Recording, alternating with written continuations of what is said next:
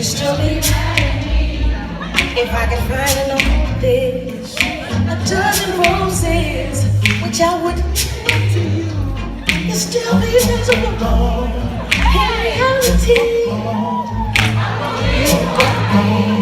And I don't feel no fault for all the lies you want. You can try as you may. Hey, hey, hey, hey, go ahead. Hey, now, 'cause I'm gonna do me, so be mad. Go ahead and hate on me, hater. I'm not afraid of what I gotta hate for.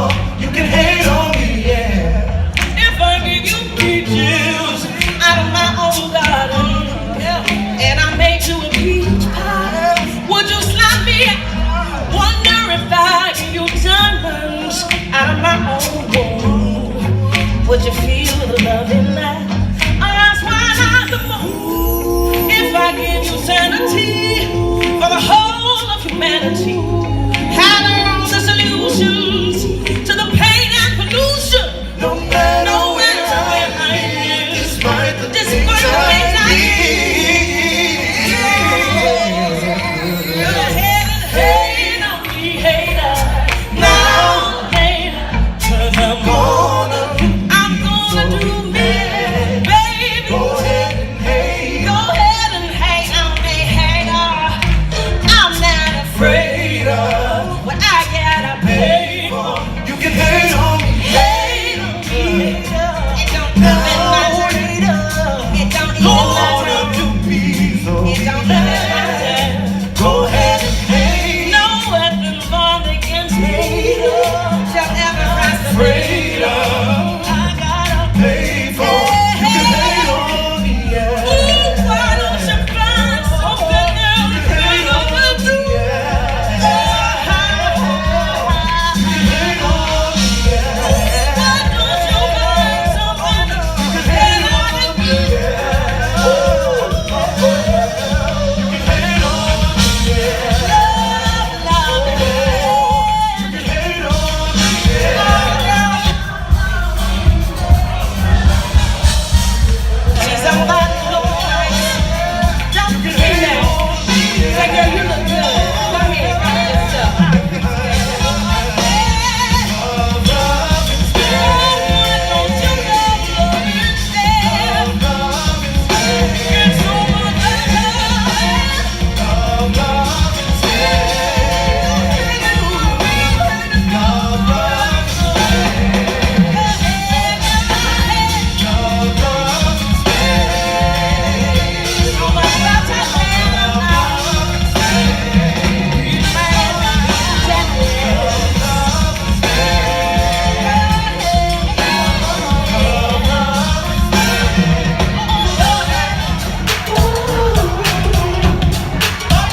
They say I'm bugging the way I'm tight sweating your loving.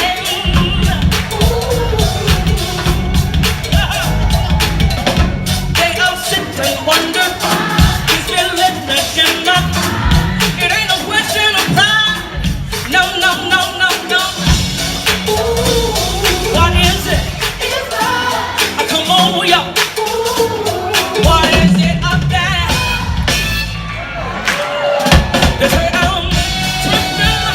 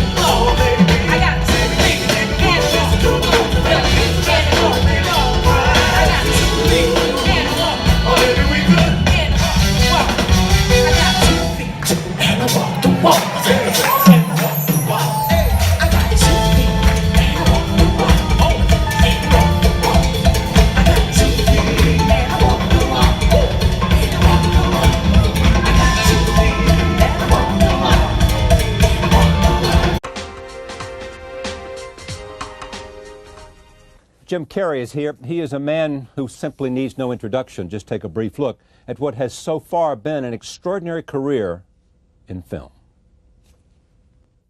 I have to ask you something. I was wondering,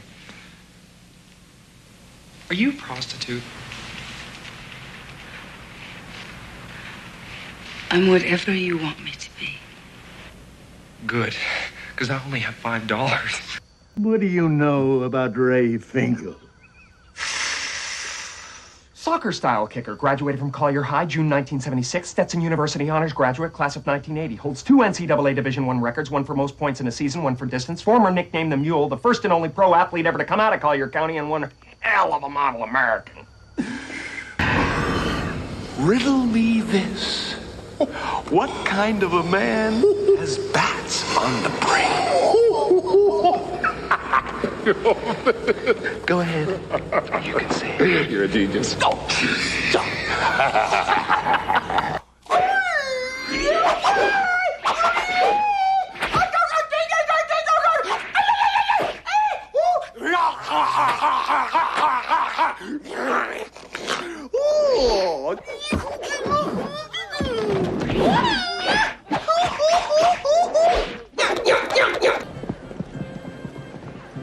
Dost have thou a mug of ale for me and me mate?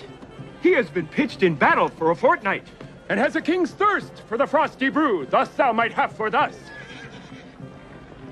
I'll be right back, my lord. My thanks to ye, fair wench.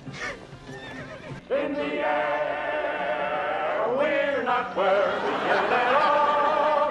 We're just listening for his call. Here I come to save the day. The ship that's mighty bound to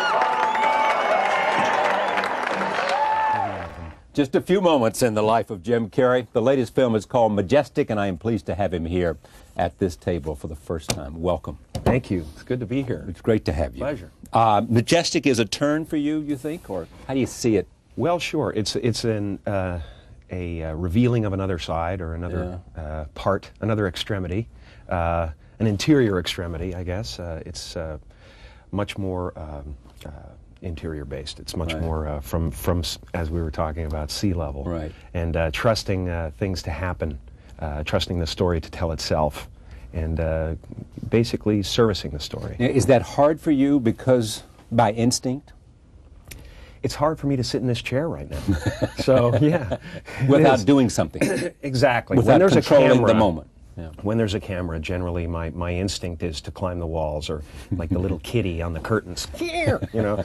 And so it was difficult at times. There were times I went to Frank Darabont and said, "Nothing's happening," and he said, "You have no idea what's happening. There's so much happening that you're not even aware of." You have with you you had with you on this Larry Moss, who is a great acting coach. Terrific, absolutely, as good as you incredible. are, and knowing yourself as well as you do, what does someone like that bring to you in a moment like this? Knowledge, and also support.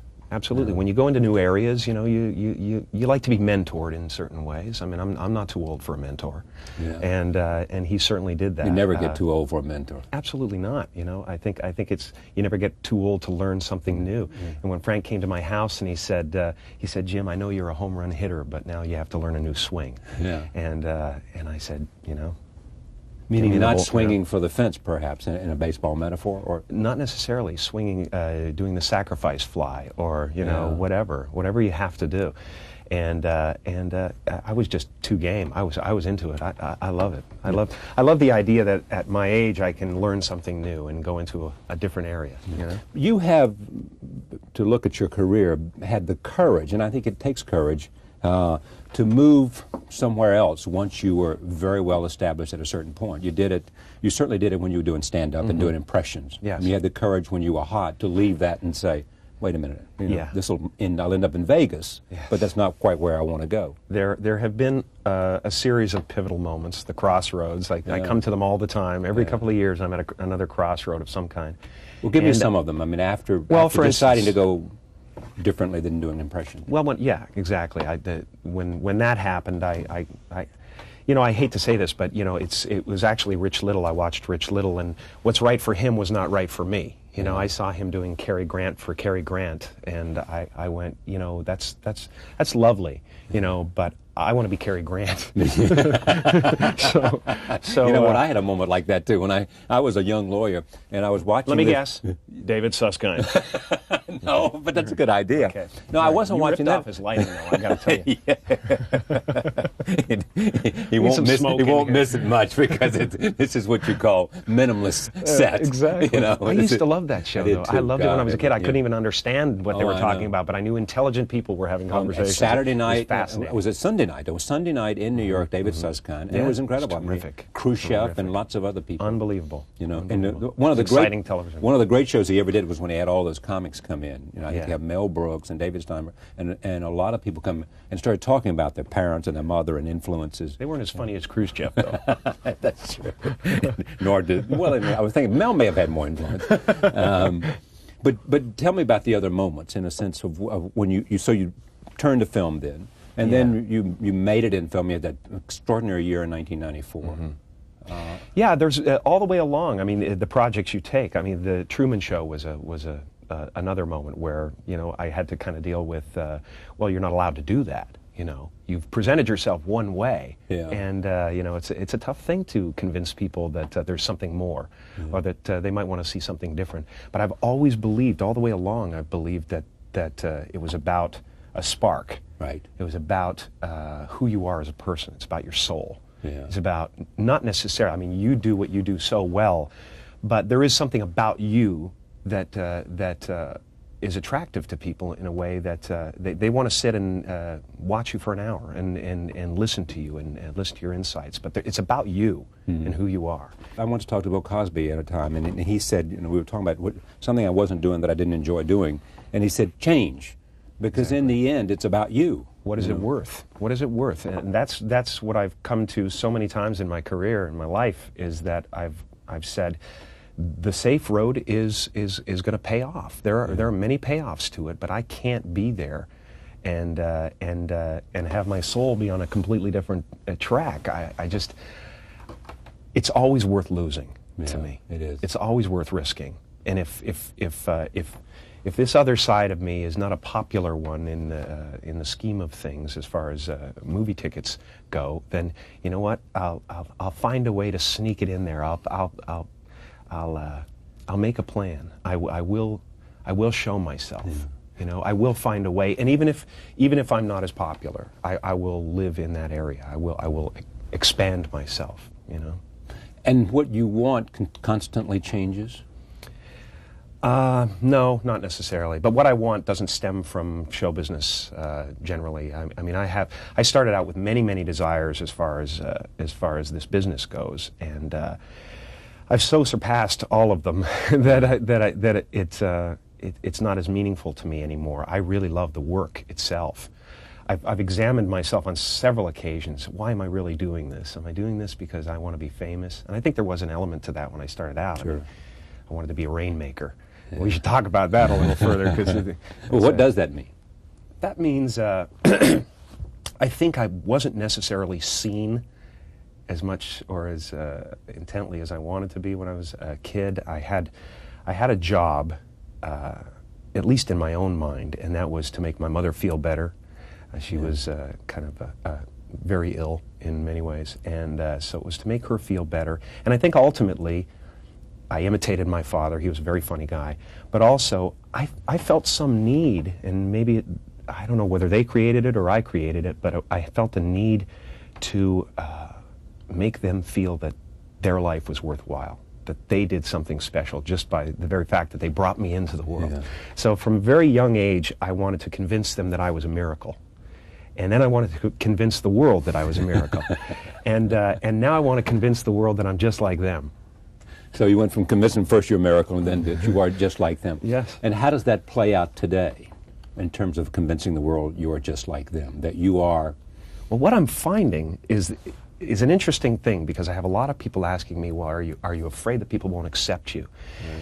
And I know that in my life, and at least in my, the circle of people I know and know my friends that know my work, it seems like, and even people I talk to, like you, it seems like people are almost waiting for it.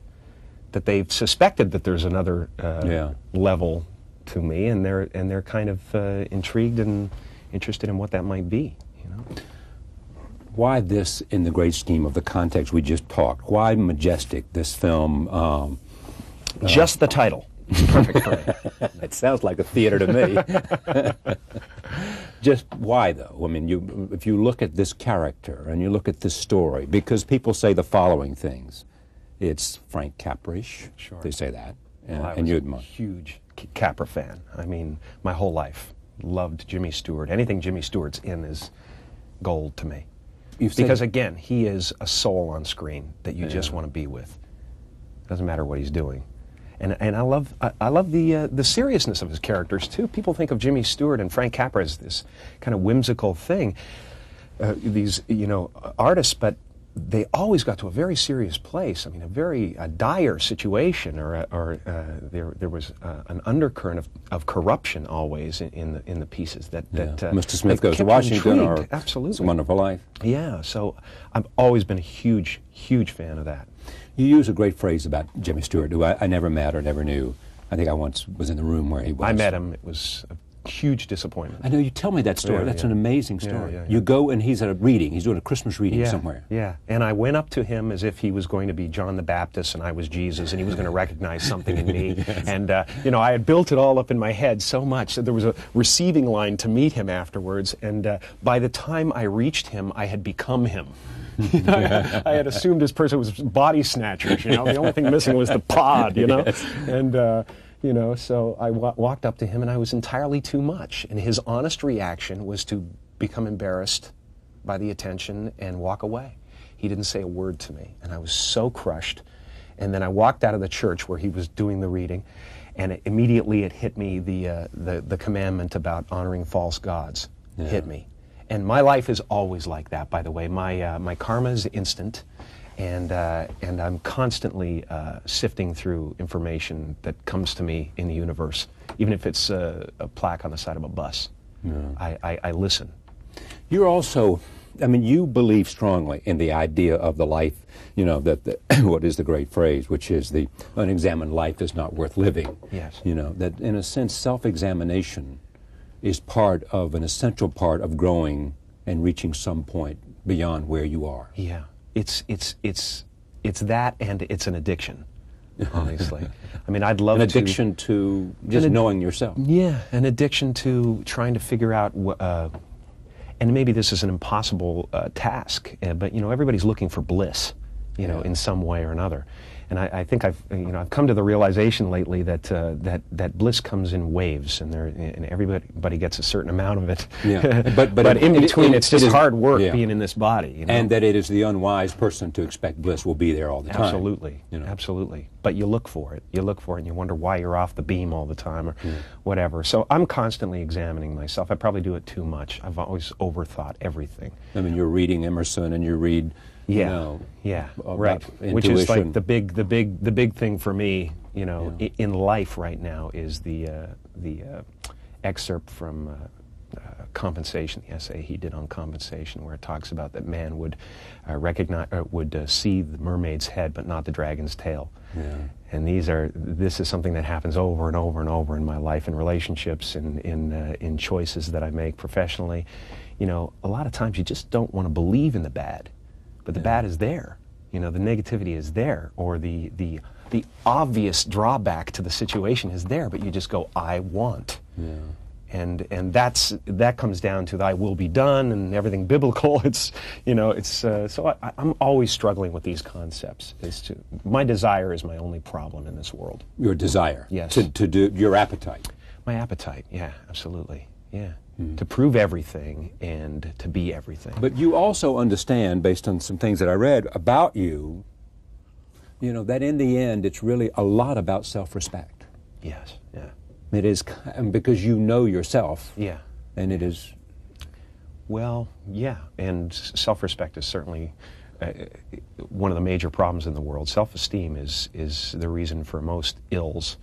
And, desiring what we don't have. September 11th was an example of someone's desires getting out of control. Someone wanting what we have here, or wanting to destroy what we have. you know, so you always have to check. I mean, I'm always checking myself, always kind of trying to bring myself back when I'm feeling bad, trying to bring myself back to, hey, you know, I'm sitting here with Charlie Rose, and this is a nice day, and and life is pretty darn good. I just made a piece of work that I like and admire and exactly. feel good about it. And I think it makes people feel good. You know, it's a strange animal because it's not what's expected of me. It's a gentle movie. It's not an adrenaline flick. So it's tough to be out there in the marketplace of pure adrenaline, and so.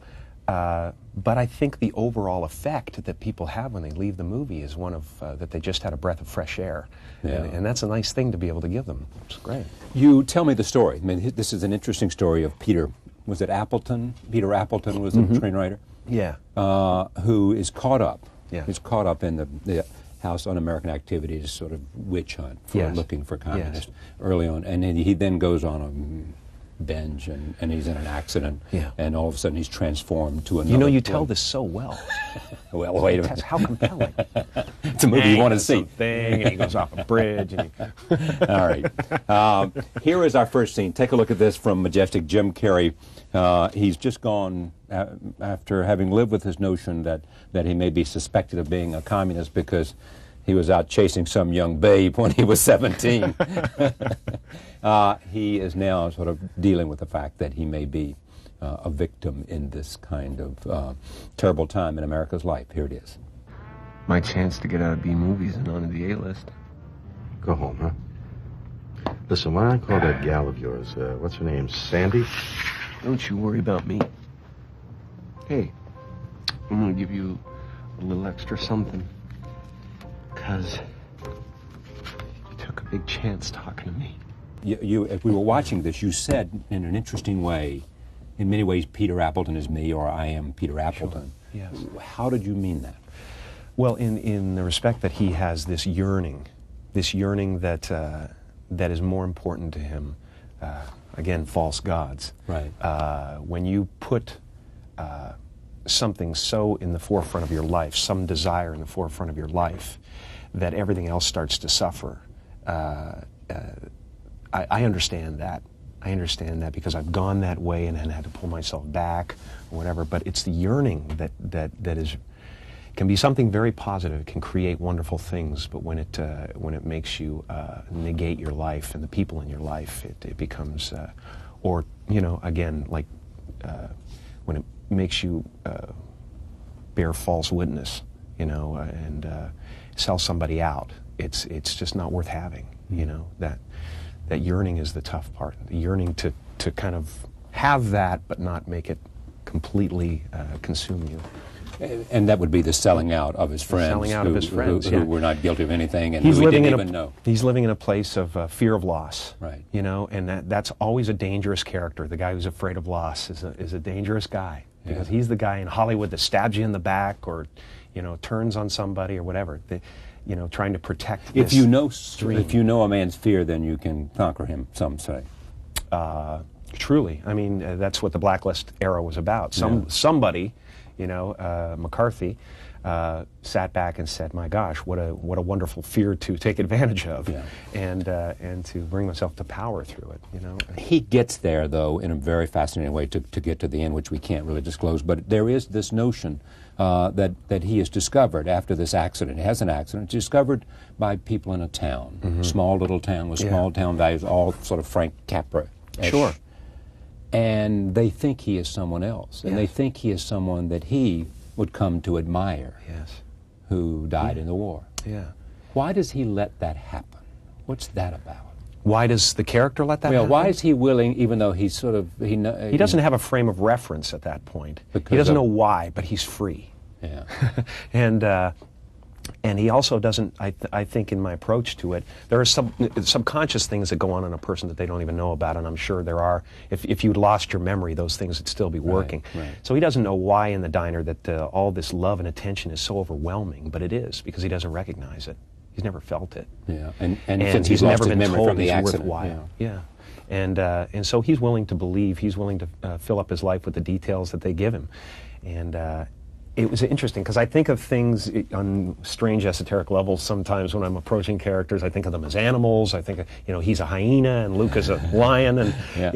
Explain that. Now that's interesting. Luke is the character who is heroic, who's gone off to war. He's a hunter. He's a hunter. Yeah. And your character, Peter, is a hyena. He is. But he has hunter-esque qualities. He is a hunter, submerged in actually, him. who's acting like a hyena. Yeah. And Out of fear. Out of fear, and also just not out of low self-esteem. I believe, and anybody with some kind of self-esteem, at least I believe, sits back and goes, you know what? I believe in the universe. I believe in the Horn of Plenty. I believe in the cornucopia. So I'm not afraid of Tom Cruise and what his movies do, and I can enjoy it, and I can enjoy Russell Crowe, and because there is so much in the universe, we all, can feed from it, and we all, there's enough for everybody. Is that where you are in your head at this absolutely. Christmas season? They've got Russell Crowe as a movie out, Tom Cruise as a movie out. You're saying there's enough. I'm perfectly happy with what absolutely Jim has I've earned. been given so much. I mean, I would be a green boar at the trough of life, if I question. If you wanted it all. Oh my gosh! I mean, I sit down with friends of mine who are in the acting profession, and they say, these are really good actors, and they say, man, no one's really getting the chance to do what you're getting to do. Yeah. I mean, it's quite an arc that's going on here. To have your chance at bat time and time again. I feel so lucky to have that. But you had to bring something, otherwise they would not continue to give you the chance, and you obviously recognize that. You have to allow yourself to be seen. That's the risk. The risk is, especially for somebody who's comedic, who has that weapon at his disposal. Just to go off into a rift. Yeah. To risk being seen is the toughest thing in the world. We're all very shy people, people who do comedy. We're shy, and the emotion is right there on the surface. If you pricked me with a pin, I would fly around the room, so that's the risk, is that you are showing them yourself, your true, authentic self, and the chances of being rejected are much more important, much more terrifying. Where does the physicality come from that has been a hallmark of what you have done? I think of my inner child as like this palsied maniac, like that pulls his lip over his head. That's what I see. I see somebody trying to get attention. Again, it's the miracle worker. I identify with that character in the Rainmaker so strongly. The con man. Yeah, absolutely. He's not a con man. He wants to believe it. Yeah. This is he believes. He wants to believe. He wants to believe, and he also knows that he does have some kind of power. That we all have that power, but he uses it. And I use it. He wants to prove to everybody that he's special, that he's worthwhile. And you once said that if you went on stage, that's a character you'd like to play. Sure, absolutely. Mm-hmm. I understand him. Yeah. Would you risk going on stage? Would you view it a risk?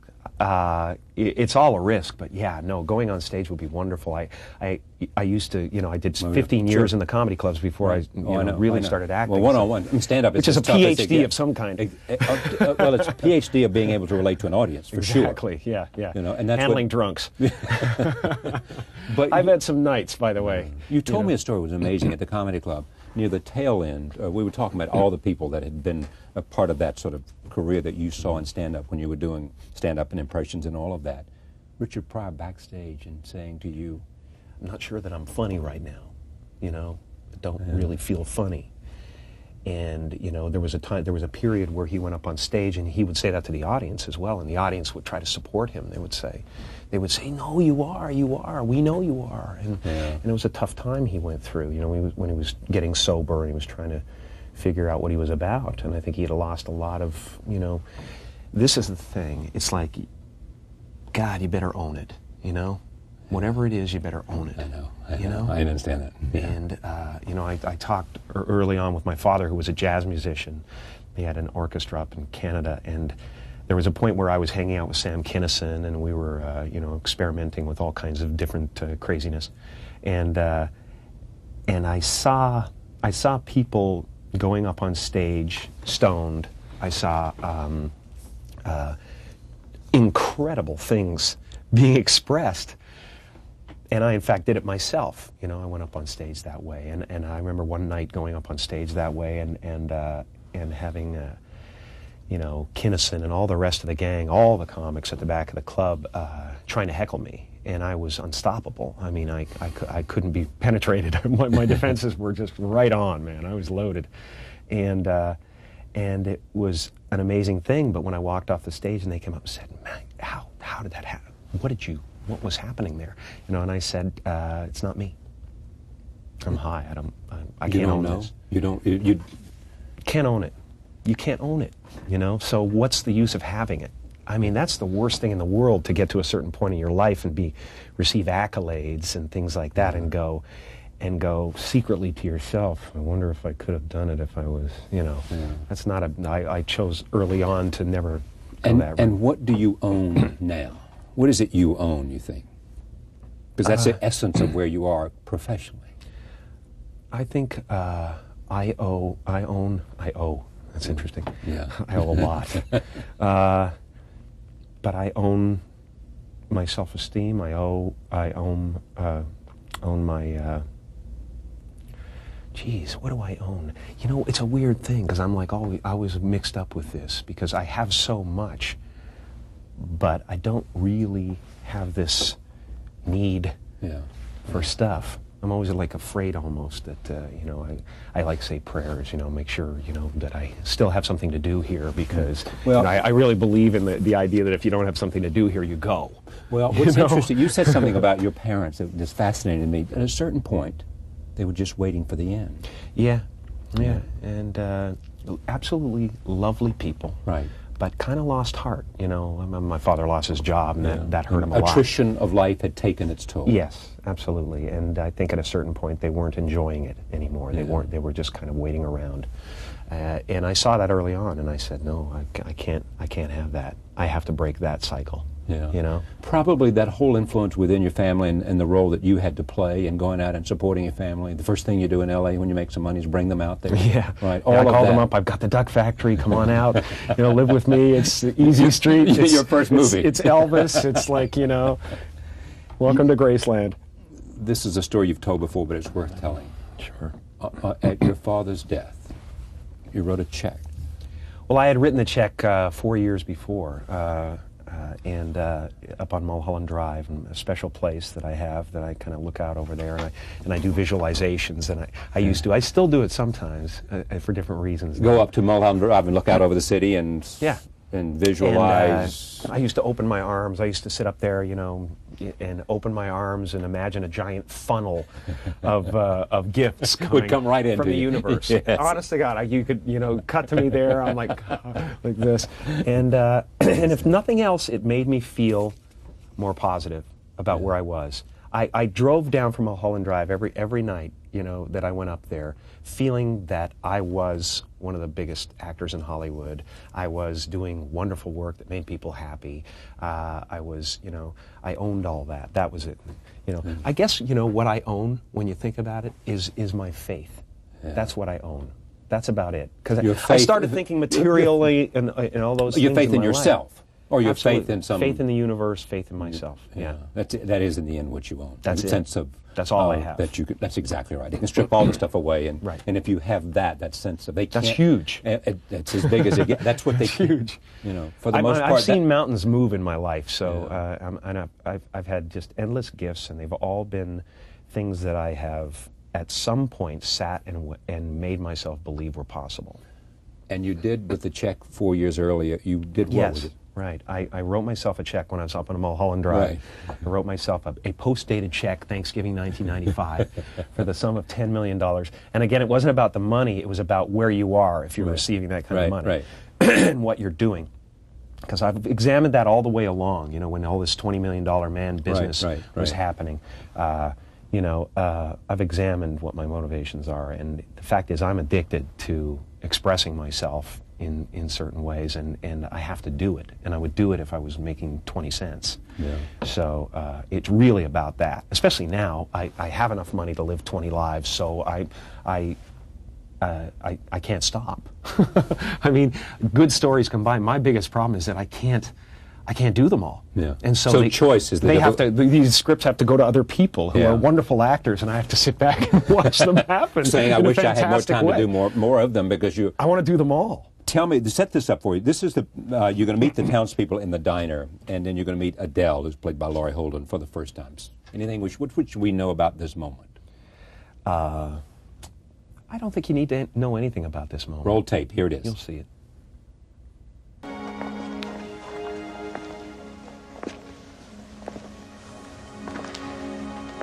Adele, Yes?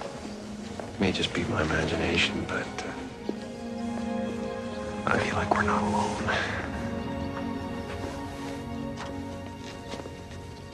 That room. Same thing. Yeah. Yeah. All right. So there we see another scene. I'm going to have another one because I want to get through some of these because they say a lot. Back to Jimmy Stewart for a moment. You said he had a divine spark. Yes. Meaning that there was just something about him. It's that thing you protect that you either. You know, it's interesting because I'm getting into the Howard Hughes story. I just saw that today. Go ahead and tell us about that in a second. Yeah, we just secured the biography by Richard Hack, and it's just such a tremendous story, and it pertains to this in the idea that it's an old C.S. Lewis book. You ever read the Screw Tape Letters? Oh, yes, right. Well, one of the correspondence between the demon in hell and the minion on earth is the minion the minion is trying to corrupt the human soul. And he sends a letter to Screwtape saying, we've won. He's joined the army. He's going to fight on the front lines. And Screwtape says, you fool, don't you know that it takes a whole life to corrupt the human soul? And there's so much of that kind of working in my work now and in my life. I mean, I'm so conscious of that. I'm so conscious of, the Howard Hughes story is fascinating because at what point did he go too far? Yeah. You know, what point was it? Is there a pivotal moment? In this story there is. There's a pivotal moment in Peter's life that he's faced with that will change the rest of his life. It will change his destiny. And when he comes to grips with when he comes to a moment of honor and integrity, and in a sense, is he willing to step up the plate? Is he willing to be a man? Is he willing to do the right thing? To sacrifice himself for the others? right thing? Yeah. You know, is he willing to go to prison or whatever it might take in order to do the right thing? Yeah. So, but Hughes's life. Here is this person who was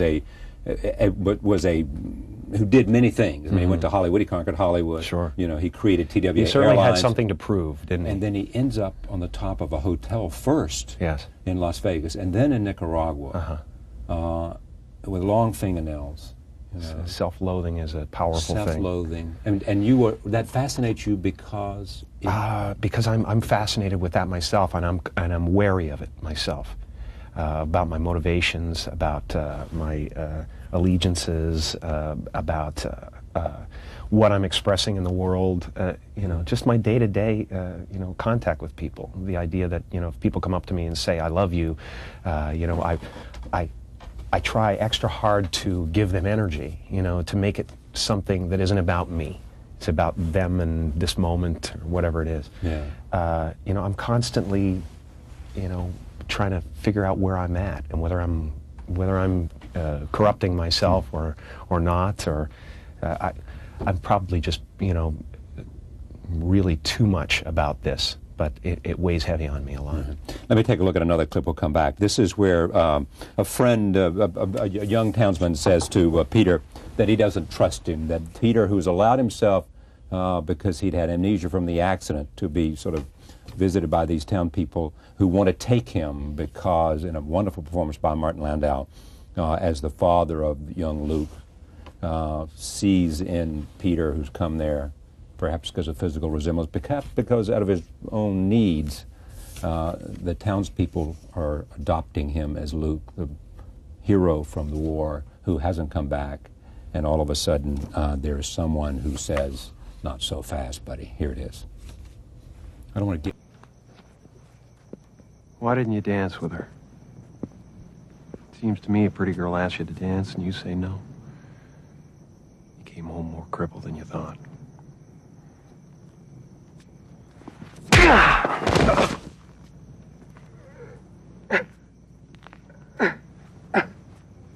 Let me just come back to Howard Hughes for a second. Sure. We were talking about, we went from Jimmy Stewart to Howard Hughes and the notion of fascination with what can happen to a life if you become too enamored of whatever. So you see Too this desirous, book, too hungry. and so you were sitting along with a guy that you wanted to know, or who you'd met, who directed Memento. Yeah, I'd Terrific. seen Memento, and I just loved it. I just thought that was such an original approach, and just terrific. And we were talking about Howard Hughes, and was very interested in doing the story, and so suddenly it popped into my head, Chris Nolan, this guy I had been thinking about. I just wanted to meet and tell him how much I admired his work, and I went, wow, what a fascinating story for him to tell, because he likes to tell things kind of in a non-linear way. Boy, He's does he. very creative.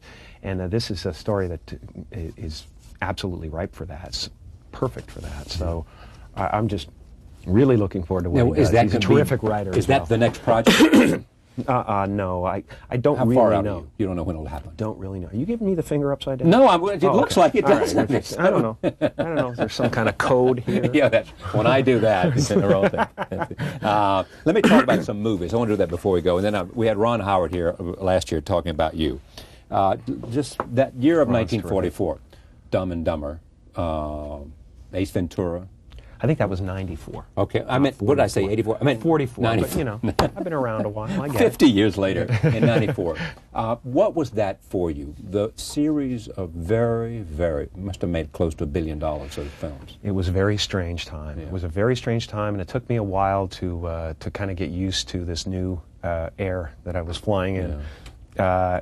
But it was so exciting. It was so exciting because there really is a crucial moment, especially when somebody comes out of a TV show, like in Living Color, where they get their shot, you know? And I didn't know that Ace Ventura was going to be my shot, you know what I mean? I mean, this is something that I agreed to rewrite and do if I liked it. I had a back door in the contract if I didn't like it. But we, you know, spent a lot of late nights after filming in Living Color and rewriting. And by the time I was finished, it was like it was my fantasy. It was everything I wanted to do.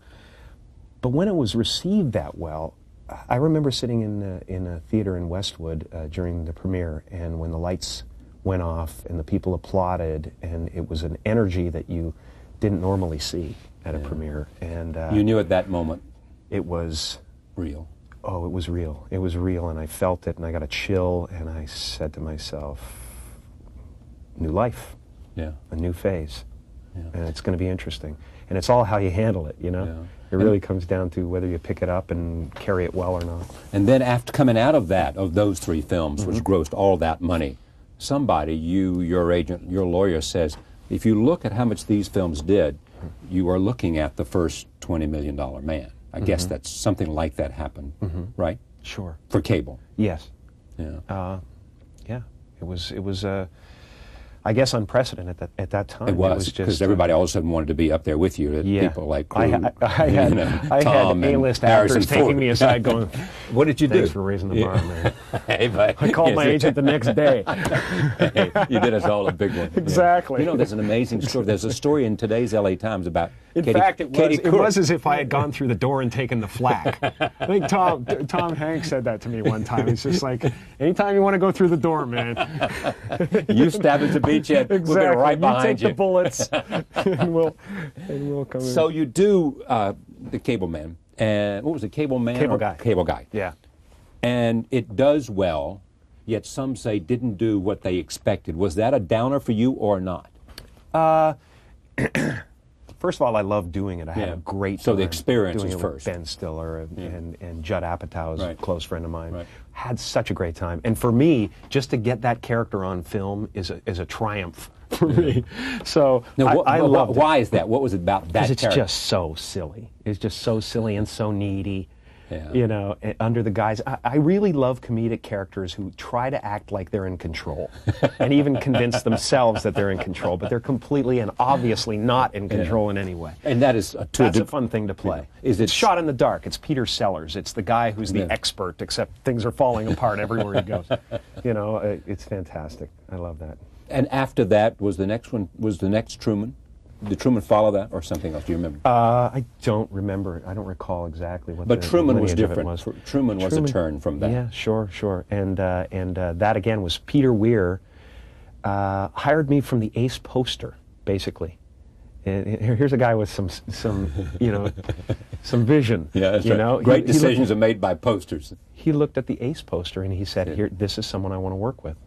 You know, and also when he got to know who I was and that I was going through the fame thing at the same time, Right. you know, to play the most famous person on the planet was a kind of a natural thing for me to step into, because I had all the feelings of paranoia and everything that go with it at the beginning, and also there were so many parallels.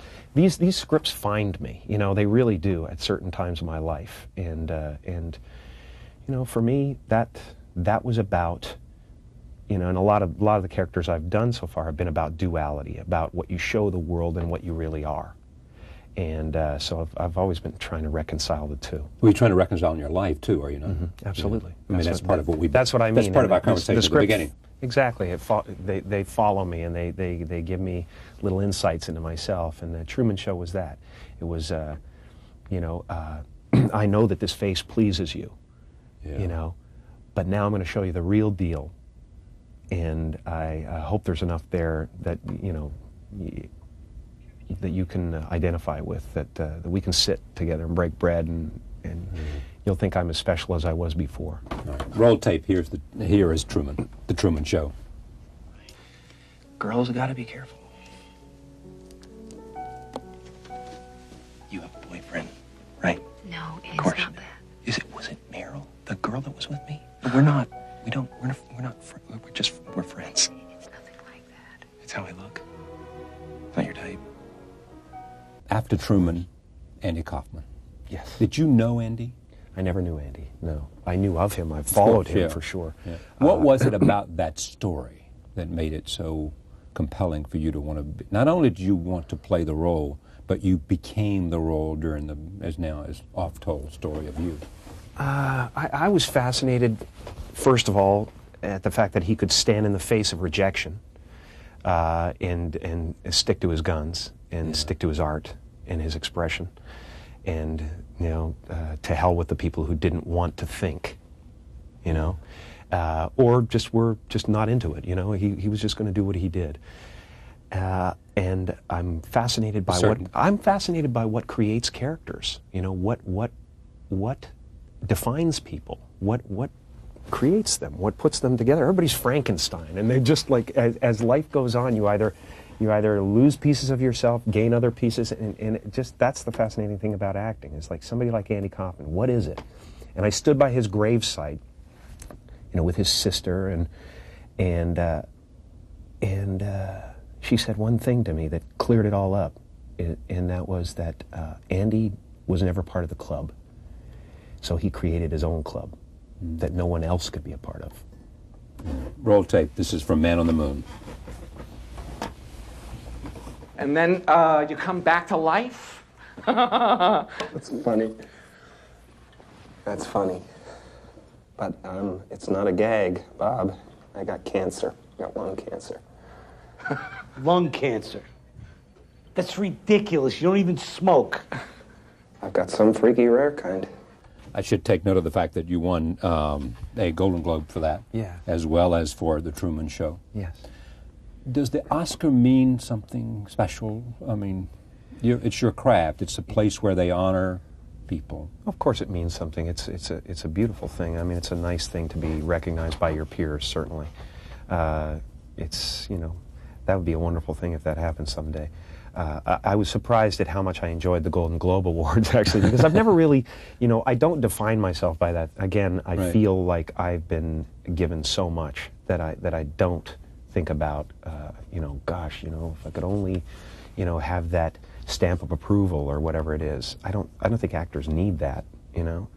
But how do you, back to sort of somebody looking at you and all that's happened to you and the good things and how wonderful it must be to have an opportunity to create when so many actors don't have that opportunity. They don't have don't, it's one of the professions in the world in which there are more people, who can do it well, who don't have a stage than anything else, than the few who do it so well, and than the few who are recognized for doing it so well. Sure.